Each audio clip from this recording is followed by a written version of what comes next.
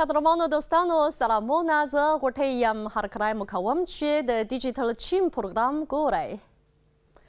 چیني ټیپ د چین د لرغوني ساینس یوه مهمه او غوره برخه ده او د چینایانو او چیني ملت د هوښیارۍ او ځیرکتیا یوه نمونه هم بلل کیږي او له اوږدې مودې راهیسې چین د روغتیا له نړیوال سازمان سره نږدې همکاري کړې او د لرغوني ټیپ او نړیوال روغتیایي سیستم ترمنځ د همغږۍ د ژورتیا او د نړیوال لرغوني ټیپ د پرمختګ د پیاوړتیا لپاره یې کوښښونه کړی دی. نو زه به په نننۍ پروګرام کې د ګڼو شمېرو له مخې اړوند معلومات درته وړاندې کړم.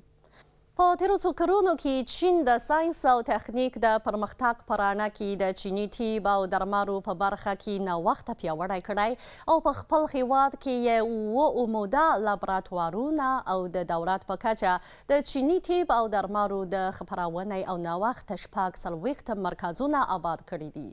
چین د هغو ناروغیو ډولونه خپاره کړي چې چیني طب یې په علاج او تداوي کې لوی لاس لري.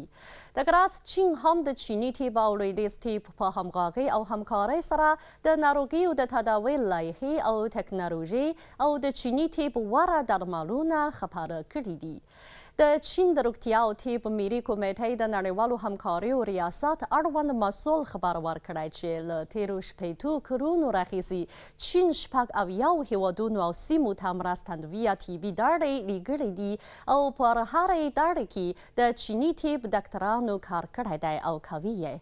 داسې ډاکټران په لوړې طبي سویې او ښه خدمات سره د هیواد په بهر کې د چیني طب او درملو د اغیزې د پراخېدو لپاره ښه رول لوبوي.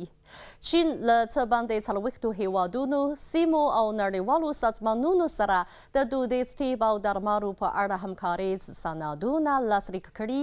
د کمربند او لارې د ګاډې آبادۍ په ملګرو هیوادونو کې یې د چیني طب دېرش با کیفیته مرکزونه جوړ کړي. د روغتیا د نړیوال سازمان 114 غړو هیوادونو د ستن وهلو له لارې د ناروغیو د علاج طریقه منلې ده. چیني طب د بېلابېلو خواوو ترمنځ د همکارۍ نوې ساحه ګرځېدلې ده.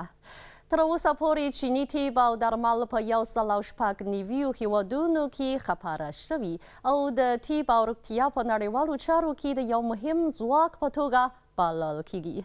درنو دوستانو، نننی پروګرام په همدې ځای پای ته ورسید. بریالي اوسئ.